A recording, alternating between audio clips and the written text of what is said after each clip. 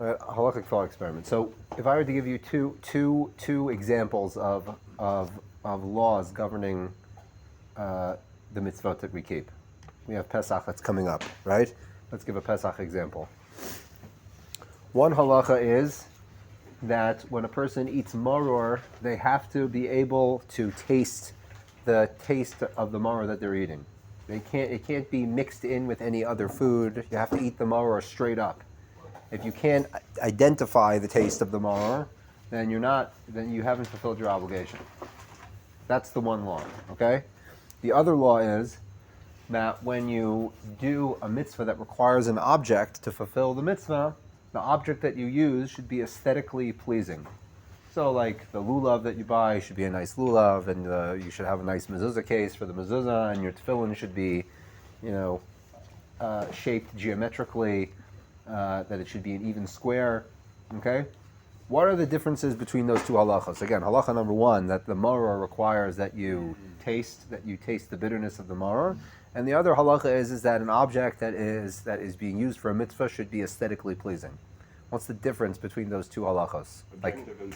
Categorically. If we were to put those two halachos into two categories, what are the difference between the two categories? One smell and one's taste and one sight.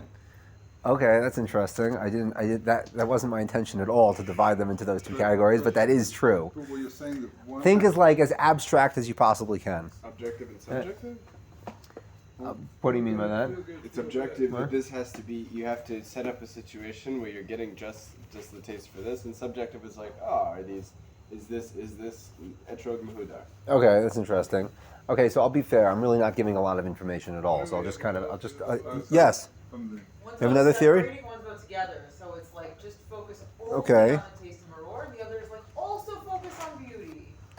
Okay, that's actually is the direction that I was trying to aim for. That actually is. I'm going to phrase it slightly differently, but that is actually the direction that I was looking for. Thank you for coming. There are halachos. There are one category of halachos that have to do with whatever mitzvah it is that we're talking about. You have to be able to taste the maror. When you read the Megillah, you have to be able to hear all the words. When you put on tefillin, there can't be anything separating the tefillin and the tefillin and the skin that you're putting it on. Right? These are all halachos that have to do with a specific thing, with a specific area. However, there are halachos that don't apply to any particular mitzvah. They're completely abstract. Right? If you were to phrase the halacha that the second example that we used, hidur mitzvah. What does hidur mitzvah mean? Hidur mitzvah doesn't mean anything. Hidur mitzvah only that is the source for hidur mitzvah, right? The pasuk in Shmos, chapter 15, in Shiras Hayam, Zekeli va'anaveu, which could mean two things. Anaveu could mean like navei, like a dwelling place. That's really the pshat of the pasuk, that we will make a dwelling place for God, referring to the Beis Hamikdash. The Beis Hamikdash comes up several times in that little section. But the other reference could be like noi, like aesthetically pleasing. So if you say that halacha, there's this halacha called hidur mitzvah. So what does that mean? It's completely abstract. It doesn't mean anything. You have to have a real world scenario in order to be able to apply it. If you say you have to be able to taste maror, that means something. If you say the tefillin have to be touching your skin, that means something. If you say you have to hear the words of the Megillah, that means something. But hidur mitzvah in and of itself doesn't mean anything. It's applied once you have a given real world scenario. Then you could figure out how that idea applies to what it is that you're talking about. But without that, it's completely abstract. There was a very important posek that lived about 250 years ago, Rav Avram Danziger, who was the son-in-law of the Gra. And he wrote a few svarim. The most famous of them is Chaya Adam, also wrote Chachmas Adam. Chaya Adam is on Orach Chaim, the sections of laws that deal with day-to-day life, like prayer and blessings and that type of stuff. And then Chachmas Adam, which is on Isser V'Heter, like forbidden mixtures and kosher and non-kosher and things like that. So he has a section which, to the best of my knowledge, of the classical poskim, there's no one that structured their book in this way. He has all of the sections of halacha, like the laws of blessings and the laws of prayer and the laws of the holidays and all that. But then he has a section called Hilchos Klolios, general laws. And I believe that's Siman Samaches in Chai Adam, where he talks about all the laws that they're not pertaining to one particular area. They're mitzvos they're ideas that pertain to every area of mitzvos. So Hidra mitzvah is an example of such a thing. Hidra mitzvah is not one particular mitzvah. It's a general concept that applies to all mitzvos. Or zrizim makdimim the mitzvahs is also a really good example. The idea that you should be not like hurried necessarily, but you should take the first opportunity that you have to do a mitzvah, even if it's potentially lower quality. That's actually an interesting question in of itself. If you have to sacrifice the quality of the mitzvah over doing it in a timely manner, that's actually an interesting question. But anyway, be that as it may, these are all ideas that they're in the abstract. They're all in the abstract, and you need a real world scenario, like an actual mitzvah, in order to give them any context at all. This is a very, very interesting idea. The Gra wrote a book on geometry called Ayel HaMeshulash. And in this, he talks about, he opens up in the most basic way, like talking about like the most basic geometrical concepts. So he literally starts off by talking about the three primary geometrical, let's say, you can help me out with the terminology, I don't know if they're concepts, the point, the line, and the plane. Mm-hmm. Yeah? Yeah, that's right. The three geometrical concepts. So he says the point, the nekuda, the line, the kav, and the plane, the shetach, okay, einam b'metziut. They don't exist. Right? The point, the line, and the plane, einam b'metziut. They don't exist. Aval mechubarim l'metziut. But they're connected to existence. They don't exist, but they're connected to existence. They're latched on to existence. Meaning what? Meaning, once you have an existence, then that existence manifests these phenomena that we call point, line, and plane. Yeah? And this is the difference, halachically, these are the difference between these two categories of halacha. Okay? Hearing the words of the Megillah, it exists. Right? Having the tefillin touch your body, it exists. But Hidra mitzvah doesn't exist. It's a completely abstract idea. Once you have an object that's introduced that you're going to be using for a halachic context, then you can figure out how to apply that. Yeah? This idea of phenomenon emerging from a reality is the idea that is going to be honed in on in the Yud.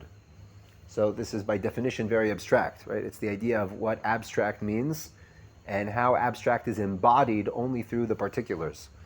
I think it was Ovadia last time who pointed out that in the commentary over here, it was from the commentary from Rav Samson, that letter Tet opened up with, this letter is letter Tet, and the next letter is letter Yud, right? Kind of giving us, right? It was a little bit ominous because we thought that maybe there was nothing good to be said about Tet, and it's just giving us, consolation ahead of time. But the idea is that Tet and Yud, where you find this in a few letters, but particularly with Tet and Yud, they're very, very much connected. That Yud is just a natural segue, like a natural follow-up from the Tet, and the Tet is really just a lead-in into the Yud. So just to give a quick recap of what we talked about in Tet, Tet is the idea of all of the particulars now being present. So you can imagine a giant checklist of all the things that you need to do. So you've checked off all the things on the checklist. That's the idea of the Tet. And we talked about how the philosopher, Kabbalist, so to speak, of the Middle Ages, and most prominent among them, Rav Azriel Migerundi, who was the master of the Ramban in the more mystical areas of Torah. So he explained how the idea of the 9 points of the spherotic body, all they're doing is giving a number code, so to speak, to the 9 primary aspects of any phenomenon in the world. Right? The 9 primary aspects, so it's not 9 things per se, but it's 9 aspects to anything that exists. So the idea of 9 means all the particulars are now there. Right? We divided those into 3 primary categories: the domain of potential, which is called the mochen, or the intellectual, right? The idea of the ma'asim, the actualization, which is chesed, gvura, and tiferes, and then the idea of relational. Okay, potential, actualization, and relational. Those are the three categories of anything. Anything in the world has potential, actualization, and relational. How it interacts with other things, right? And conversely, or as a follow up to that, all 3 of those categories have 3 elements, right? The active, the let's say the refraining element, that holds itself back. The chesed, right, the outpouring. The gevura, the holding back. And the tiferet, the harmonizing aspect. All 3 categories have those 3 aspects. So 3 categories, 3 aspects, 9. Right? 9 central components that every phenomenon in the world has. So the tet, the 9, is this idea that all of the aspects, all the particulars have now come together and they are all present. So that's the tet. What's the yud? What's the yud? What's the 10 that is a natural follow-up from that? So the 10, and we read this, the truth is we read this idea also in Rav Azriel, the section from Ma'amar Eser Sfiros that we read last week. The idea of the yud is that there are all of the parts of the thing, but then there's the thing. There's the thing itself. If you were to ask, where is the thing? Right? Where is the thing? Where's the table, Shmuel? Where's the table? Right? No, that's the rim of the table. Where's the table? No, that's the vinyl top of the table. Where's the table? So the secret is that the table doesn't exist. That's the secret. The secret is that the table is a complete fiction. You're imagining it because the table isn't anywhere, right? But so on the one hand, the table doesn't exist because you can't point to it. But on the other hand, the table is the most essential thing that's there. It's the right. It is the thing, right? That's the most important thing. If I say I'm selling you a table, right? You can't say, well, I meant I'm going to sell you, the leg, or I'm going to sell you the top, or I'm going to sell you the screws. That's not what you meant. You meant all of those things together, that they come together to create this new thing. So even though it literally doesn't exist, yeah, in the most literal sense, it doesn't exist, it's the most essential thing. Yeah. So again, the tet are all the pieces. The tet is the legs of the table and the top of the table and the screws and the this and the that. The tet are all the things. And there's something that emerges from that, which isn't tangible. It's not identifiable. You can't put your finger on it, but it is the most essential thing. It's a very, very powerful story from the Baal Tanya. One of his grandchildren, when they were very young, I forget which grandchild it was. Baal Tanya had several children. And he's playing with this grandchild. He's sitting in his lap. And the Baal Tanya asks, "Where's Zaidi? Where's Zaidi?" And so he's pulling on his beard, and he says, "No, that's not Zaidi. That's Zaidi's beard." And he starts pulling on his shirt. He says, "No, that's Zaidi's shirt." And then he hits his leg. He says, "No, that's Zaidi's leg."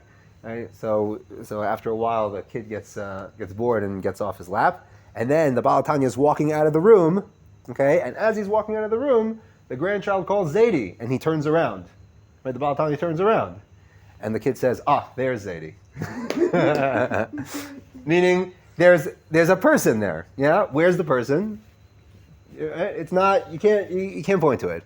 But there is an other there. There is an essence there. Yeah, and the essence is it only the secret of this essence thing is that it emerges after all of the parts have have coalesced into something, which is why the yud comes at the end. As Ovadia pointed out, we're going into double digits now, right? From the mathematical perspective, yes, double digits means like the next level up. But really, what it's saying is that now we've gone from the yechidot, from the single digits, okay, to the klali, to the general numbers. Yeah, there's no 11 number in the letters. Yeah, from here on out, it's just more and more layers of generality. From Yud goes to Chaf, which is 20, and then to Lamed, which is 30, etc., etc. There's no more individual numbers. Because again, from Aleph to Tet is all about gathering in the individual parts. All the individual parts have been gathered in now. Now we're going to the domain of generality. So that's the idea of the Yud. And it emerges, that thing emerges after all the parts have come together. Okay, so all of that was in the sense of introduction, and Bezrat Hashem we'll be able to get a little bit of clarity from the words themselves. Huh? Yeah. Baruch atah Adonai Eloheinu melech haolam she'akol niyeh bidvaro.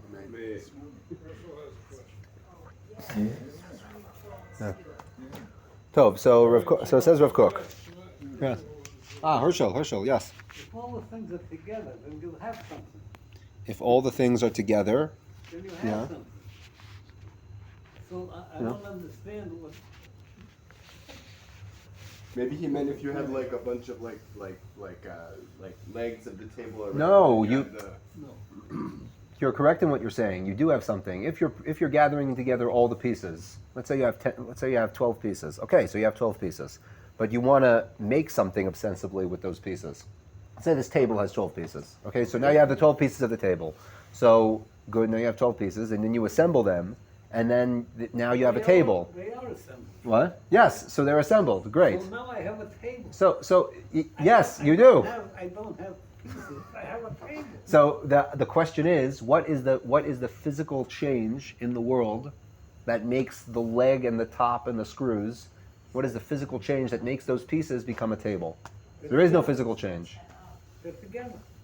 Well, that's just moving them from one place to another place. If I took the leg and put it in that corner and took the top and put it in that corner, I broke the table apart. Is there a table anymore?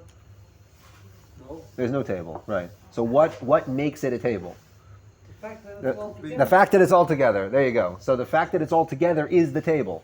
So the table is not a thing. It's just the fact that the pieces are together is the table. Is that what No, Yud when they're all represents? together. Sorry? it's a table. Yud represents the completion. Yud represents this phenomenon, that from completion emerges a new phenomenon, a new essence.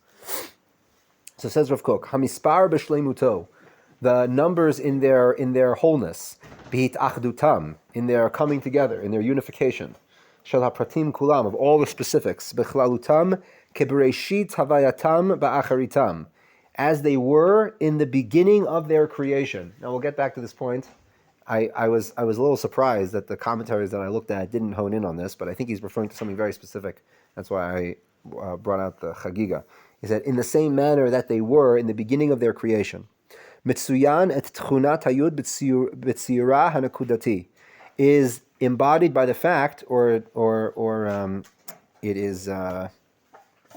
it is given expression, let's say, by the fact that the yud is essentially a dot. B'tzira hanakudati. The shape of the yud is like a dot. Tzimtzum v'rikuz, constriction and concentration. Like concentrated orange juice, right? Mirukaz. It's been highly concentrated. Nigiyat siurit. It is only a touch of something that has been formed, given form. V'hit alut elma she'efes bo kol toar v'chol siur. It barely has any description or any form at all. V'hat siur ba'atzmo hu rak dmut afisat ha'akara. As long as the chair and not you. Yeah. V'hatzior ba'atzmo hu rak demut afisat ha'akara. The actual form, it's kind of like an upside down sentence. He's saying that the form of the yud, right, is coming to say that the thing barely has any form. That's like the symbol of the form itself. Nekuda shchora she'ein ba shum chishuf shel loven v'shel boak. It has no incorporation of any white or any bright. I think that's being used poetically. I don't know if there's a difference between white and bright here, but basically, what is it saying? It's saying that any other letter, because there's some complexity to the shape of the letter, right? All other letters have some complexity. Okay. So the visual experience, I remember having this conversation with my friend Sam Griffin, who used to be the gabbai in the shul, who's a very accomplished artist who lives now in Pardes Chana. He was telling me about how high-level artists are very, very aware of how the empty space of whatever it is that they're drawing impacts the actual thing that they're drawing. Right? It's like the negative space phenomenon. So any letter, there's the black part of it, but then there's that. At the same time that you're looking at the black, you're also looking at the white. This is one of the ideas that are hinted to. We've quoted this midrash, I think, in other contexts. This is the opening midrash of Midrash Tanchuma in Parshas Bereishis, that the Torah was given eish shechora al gabe eish levana, that the Torah was given black fire on white fire. And in at least in this context, what that means is that there's the content, but then there's how the content interacts with the void around it.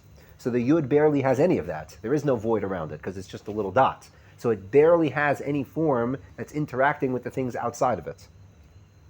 A little dot. I thought it has some. It has a few things. It does have a few things, and he's going to get to that. The few little appendages that are coming off of it. What's the significance of that? Hayura poelet. Zel otzar nisgav. This is alluding to a great supernal storehouse of richness. shekoach hayud hapoelet mitmale begino ba'otzar achayim.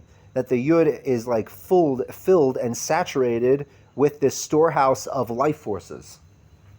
V'hamshachat hatnuva ha'elyona, this drawing down of the supernal produce, shemitbatet et habitoy shel hayud, which is alluded to in the enunciation of the yud, which is hanukuda hakav ve'ashetach. Now, what he's alluding to now is that the yud, how is the letter yud spelled?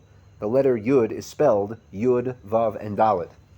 So those three letters, they symbolize nikuda, the dot, hakav, the line, the vav is the kav, ve'ashetach, and space, as we talked about, if you remember in our conversation on Oz Daled. So the idea of dalet is symbolizing like the spreading out. Right? It even looks like a 90-degree angle. It's kind of pictorially representing this idea of spreading out in a wide horizontal fashion, like a plane. שמתגלים בהדרגה בהבטת היוד בהתגלמות מיבתו על ידי היוד, הוו והדלת שבו. The yud, the vav, and the dalet that are within it. So I believe that what he's saying here is that the little appendages of the yud, they're like miniaturized yud, vavs and daleds that are coming off of it. Meaning, you could see in the right leg of the yud the beginnings of a vav. Yeah, and you can see in the small little kotzim, in the small little protrusions on the left side of the yud, the beginnings of what a daled would look like. Yeah, so it's like the idea of pure potentiality, the beginnings of these things emerging from the yud. So that's what's being alluded to.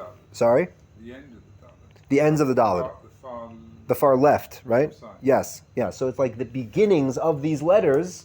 Again, these letters being the primary components of space, the point, the line, and the plane. Yeah. So it's the idea that the beginnings of reality are in potentialized form within the yud, and they're ready to emerge. They're like bursting at the seams, so to speak, ready to emerge.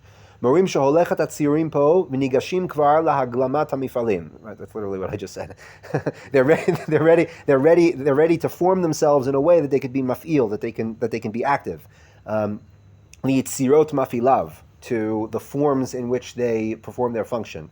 Hamizdarchot, that rise, like the rising sun, mitoch hasiguv hamufshat, from the supernal abstract, meaning they're abstract right now. They haven't been given any form yet. The yud within it and the vav within it and the dal within it, they haven't been given any form yet, but they're ready to give form to the thing. Hanisgav ha'elyon mikol ra'ayon. Now here in this last little line, he gives a very, very subtle hint to the idea that we'll discuss in a bit, that the yud is alluding to the sphera of chachma, specifically the sphera of chachma, the sphera, that the aspect of the intellect that experiences realities as wholes as opposed to parts. And the reason that he's using this language is because he's making a reference to a very, very famous poem that was written by one of the students of the Arizal, Avraham Mimon. Kel Mistater. People are familiar with this poem. It's often something that's sung at Sudah Shlishit, sometimes Motzei Shabbat. Kel Mistater b'shafrir chevyon hasechel hane'elam mikol ra'ayon. The seichel that is hidden from all possible conception. Yeah. So this is the theme that he's referring to over here, that he's alluding to. Ha'istafut, the branching off from chachma into reality. Lo ba ad hatzior hameukav ki im amda al hagvul shel hashetach. It's like on the border. It's on the border of reality. It's like on the border between complete abstraction and concrete reality. Lahodia kama ramu v'sagvu orchot hamifalim biyotam omdim b'siguvam. How lofty the active aspects of the world are when they are in this lofty state. Asher ba'amda haruchanit, in their spiritual stature. Ki kol hagbala chomrit lo tiga b'hem, because at that state, all of the confines that characterize the physical world have not yet affected it. This has been a theme throughout all the letters leading up to here, that all the letters have something that is confining them. Right? We talked about this a lot in the Daled, right? The Daled actually embodies this idea that anything in the world, right? Anything in the world is going to be subject to constrictions. So Daled, right? It also means to lift up, right? Like lidlot, like to draw up from a well. But it also means dal, like pour.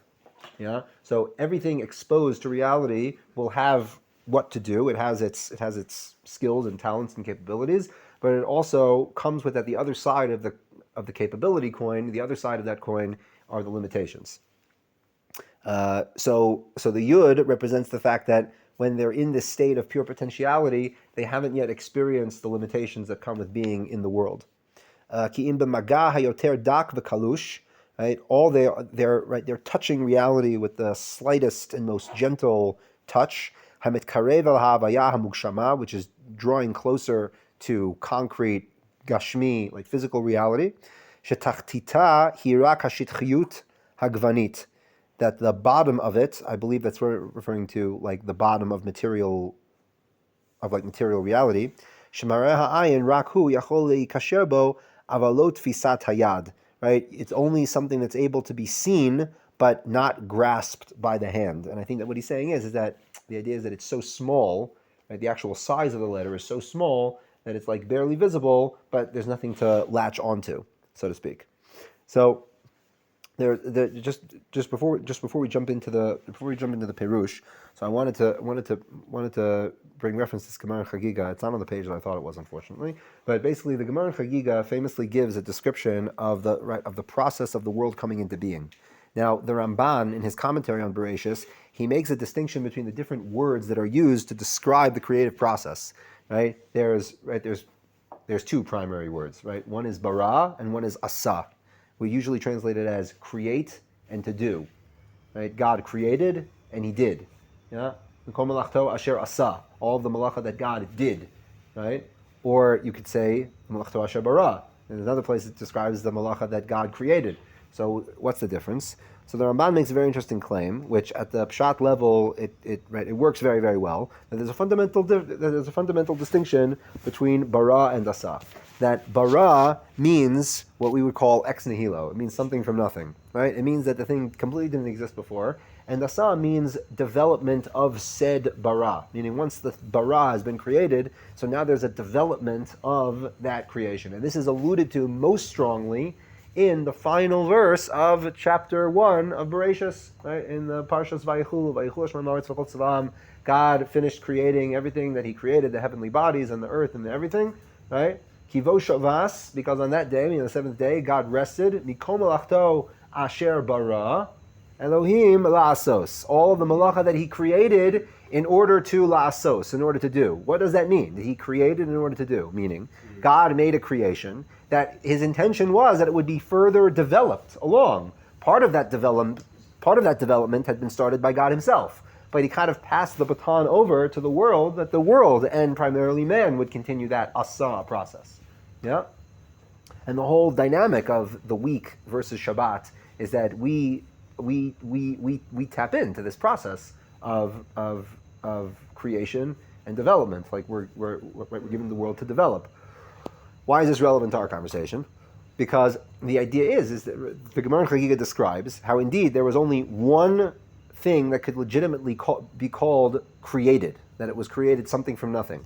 And the Gemara describes that the entire creation, at the point of at the first moment of creation, the entire cosmos was contained in an infinitesimal small point, the size of a mustard seed.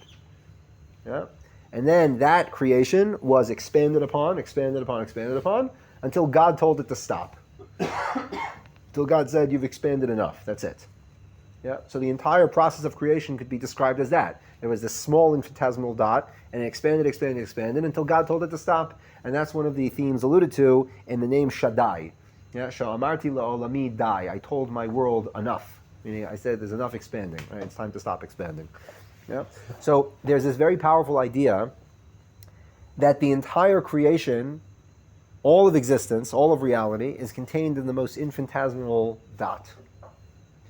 And there's an outward expression of that.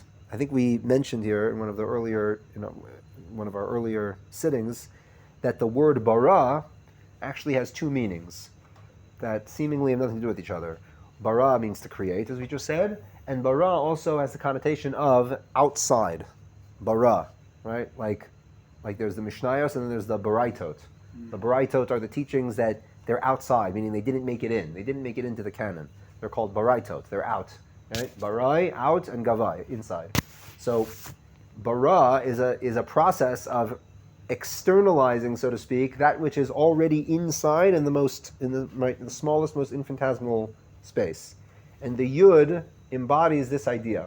The yud is that all the potentialities for all of the specific things, they're all contained there. They're all there, right? But they need to be expanded, so to speak, in order to give them in order to flesh them out more. Now, why is this? What is this? What is this dynamic alluding to? The fact that all the specifics of reality are contained in potential in its infinitesimal dot, but there's this expansion, there's this explosion outward, in these concentric circles of expanding, that flesh out all the specifics. And it goes back to the first idea that we talked about over here, the distinction, if you remember, the distinction between laws that are particular and laws that are general, right? And the idea that the line and the plane and the dot, they don't have any existence. They're only given existence once you have an object. So then you can identify the line and the plane and all that. The idea is that in order for anything to be identified at all, in order to be related to at all, it requires the expression of particulars. There's no way to engage with the thing without particulars. So to use that story of the Balatanya and his grandchild, okay, how is the grandchild supposed to interact with the grandfather, the abstract grandfather? There is no abstract grandfather. The only thing that you can actually interact with is pulling the grandfather's beard. That's how you interact with the grandfather. You pull his beard. That's what you do. You slap his knee, right? You poke him in the elbow. That's how you interact with him. There's no other way to interact with the essence of the grandfather unless you have the particulars. So there's this idea, it's this very, very powerful paradox that the essence of the thing is completely untouchable. And the only way to interact with the essence of the thing is that the essence gives itself expansion, expands itself into particulars, which give you points of contact. Points of contact. All the particulars are points of contact. But points of contact to what? Points of contact to an essence, which is fundamentally untouchable. You can't touch it. So that is what the yud is so powerfully alluding to. It's bursting at the seams with all the potential. It has that vav that's trying to get out. It has that dal that's trying to get out. But they're all still in the domain of potentiality. Yeah, and this gives us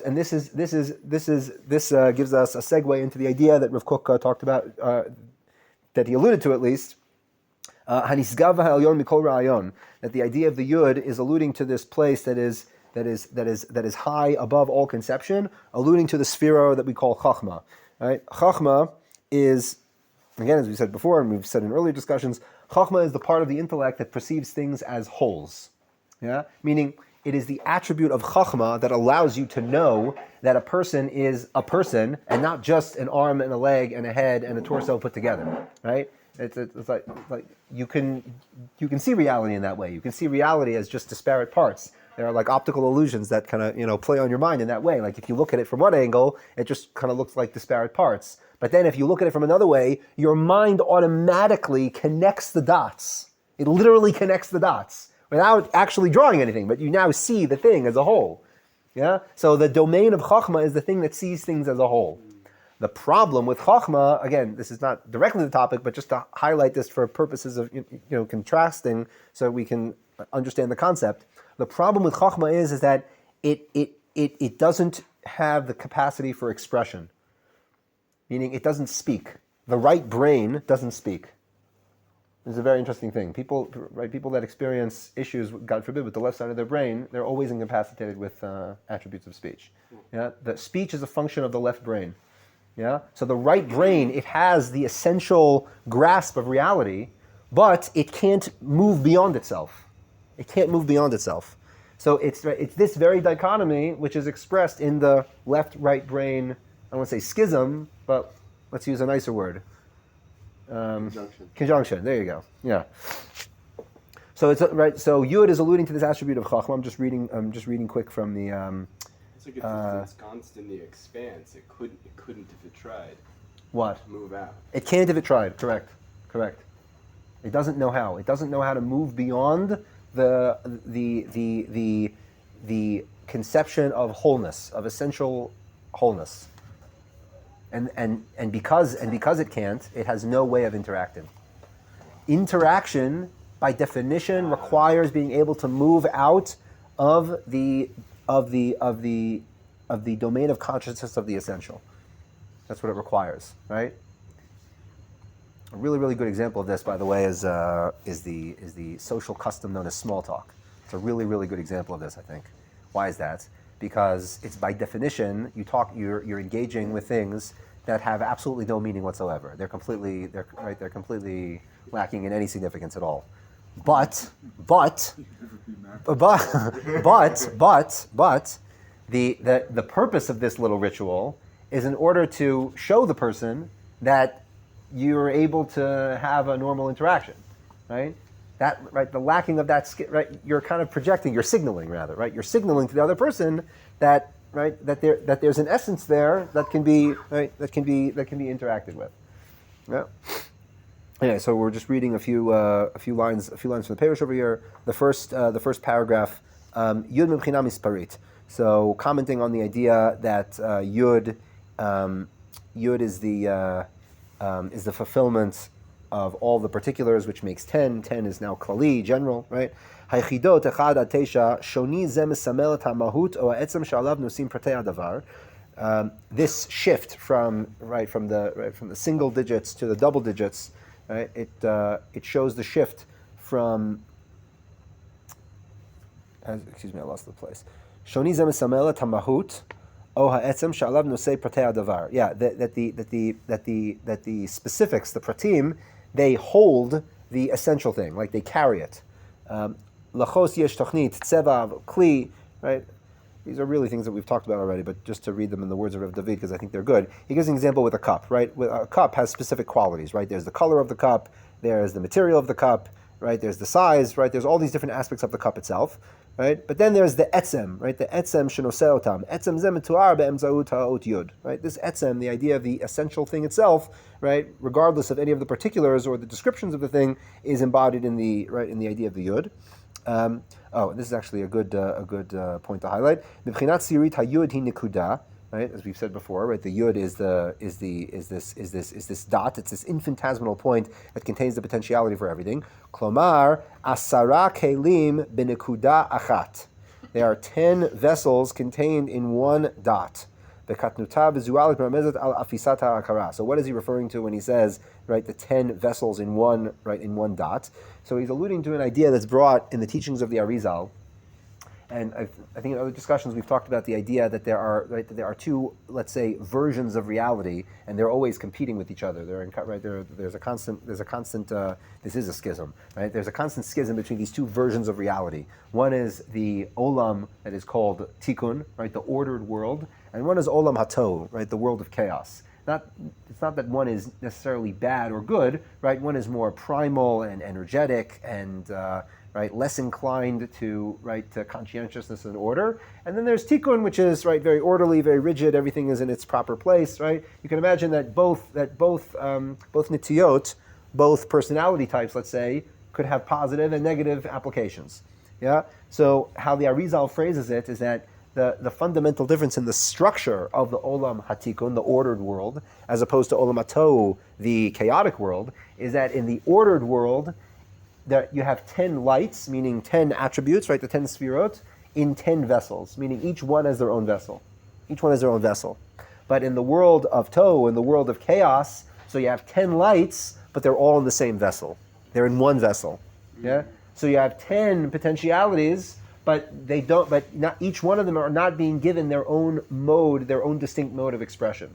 And that's literally what's going on with the yud, right? Even pictorially, even visually, you have all the letters that are like contained within the yud that are trying to like emerge out because they haven't yet been given their own kli, haven't yet been given their own vessel. This is also giving a musar for. This is also giving like some guidance over here in terms of right when a person is in that space of of becoming more and more aware of the potentiality within them. Right, they're understanding that they have the potential to exercise certain skills or to do certain things in the world, but they haven't yet brought that potential into actualization. So the avoda is always in the domain of the kalim. the domain of the vessels, right? The potentiality could be there, right? It could be there, and right, coming to the recognition that the potential exists is its own work, right? Sometimes that's its own process, right? But once the person becomes aware of that potentiality, so the work is always in the vessels to understand what is the vessel that I need, right? The skill that I need to hone, or the relationships that I need to build, or the position that I need to be in order to give it a kli, right? Because once there's a kli, so the or is able to be in an ordered way. So that's like the musar, the guidance that this consciousness of the yud teaches. B'madregazu, I'm moving on to the next paragraph in the commentary. B'madregazu hamugderet etzlam mukubalim kisfirat v'dargat hachochma.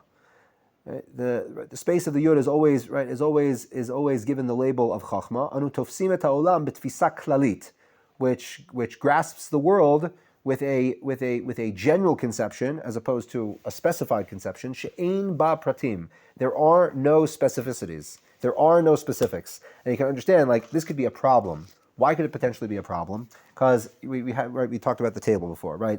The table is made of the legs and the top and the screws and all that and all the pieces, and the table is not touchable. So let's say I'm really, really in chachma mode. I totally get it. I'm totally vibing with the fact that the table is the table, and even though it's not touchable, right? The table is what it is. It's the essential reality. Fine. Now, let's say the table is broken. Let's say there's a problem with the table, and I need to fix it. So someone who has a mechanical or engineering mind, who sees the parts, who sees the components, they're able to address the problem. But if I'm just looking at the table, and there's just the table floating around in the ether, then how do I begin to fix it? I can't address the part. I can't address the part that's broken. I can't find a replacement piece. I can't. If I can't identify the pieces that make up the whole, then it could be problems. There could be problems, right? And even if the thing isn't broken necessarily, let's say the thing can be improved, right? Like you see these top athletes, they have like a whole, right, like these Olympic athletes, they have a whole staff of people there for them. They don't just have one coach. Maybe they have one primary coach, but they have, a whole team of coaches. One is their cardio coach, and one is their strength training coach, and one is they have a coach for every specific thing. Why is that? It's because they know that it's not just generally being good, there are different components that go into being good. So they need to consult with an expert on each one of the particular components. Yeah, but that approach to the thing is an approach in of itself. That's not a chachma approach. It's a bina approach. It's an approach of being able to hone in on particulars. So this is like the it's not the downfall, the disadvantage. Let's say the disadvantage of the chachma approach is that it's not able to identify parts, which could be a detriment to the development of the whole. If you can't identify the particular parts that make up the whole, there's no way to improve the whole. Because in the end of the day, the the greatness of the whole is dependent on the quality of the parts. Right? Like you ask, it's like you ask any good chef, you say, to skimp on the quality of the ingredients, you could be, you can tell with the quality of the end product. Okay, let's just finish up over here. It's a very interesting idea that he talks about, which seems to be counterintuitive. It seems to be counterintuitive, but at the same time, I think it's an important component of this whole theme that we're talking about. So Hagayat ha'ot yud domeh lemila yad.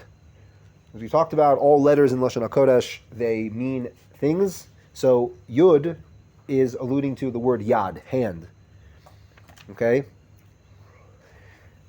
Ki ha'hagaya, ki ha'nikudah ha'merukezet shel sfirat ha'chochma sho'efet lavo lidei hashpa'ah.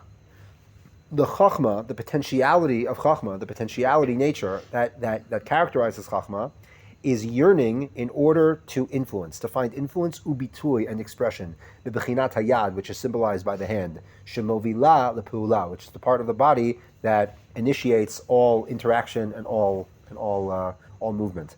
So what's interesting, I think this is something that you said, Shmuel, before, is like someone who's trapped in the chachma sphere. It's like they find themselves in a space where they couldn't move out of that even if they want to. Like they're in a place where they don't have the tools for stepping out of themselves even if they want. Right? It's like the right brain doesn't have the tools of communication. It doesn't. It knows, it has perfect clarity in its own knowledge, but it doesn't have the tools of stepping outside of itself. Yeah. So what it's saying here is that the yud, by its nature, it's sho'ef. It yearns for the yad. Right? It yearns for the yad. I think this is the first time where we have a letter that the name of it is alluding dafka to the part that's kind of missing in a way. It's the thing. It's not the actualized aspect of the letter, but rather the thing that the letter is yearning for and striving for. Right? There's this otzar hachayim, this storehouse of life forces, as Rav Kook calls it. Right? The yud is the storehouse of life forces. That's what it is. So the storehouse of life forces is constantly yearning to find a way, to find a yad, to find something that it can grab onto. Yeah. Yad, by the way, even the simple understanding Lashon HaKodesh, the simple right, pshat level understanding. The word yad in Lashon HaKodesh can refer to the limb, the hand, but can also be referred to as something that someone else is able to grab a hold of, right? Like the yad of a kli is the handle. Even in English, you call it a handle. Yeah, the thing that you can grab onto. And even in the sections of Yeshayahu that we read on Tanis Esther from Perek Nun Hey, if I'm not mistaken, right? Yad Vashem. I will give them a yad and a name. What's the similarity between a yad, between a hand and a name? Because both are things that other people can hold on to. If other people want to have an interaction with you, what do I call you? I call you by your name because I want to interact with you, right? And if I want to grab a hold of something, I grab it by the hand. The hand is the thing that I can use to grab onto. Yeah. So the yud, even though it's in this space of pure potentiality, pure chachma, pure abstraction, and it knows, it's self-aware, and that it has all these powerful life forces contained within it, and it's yearning, it's striving for the yad. We also have Riyad and Niyad. Sorry. You have Niyad. Yeah.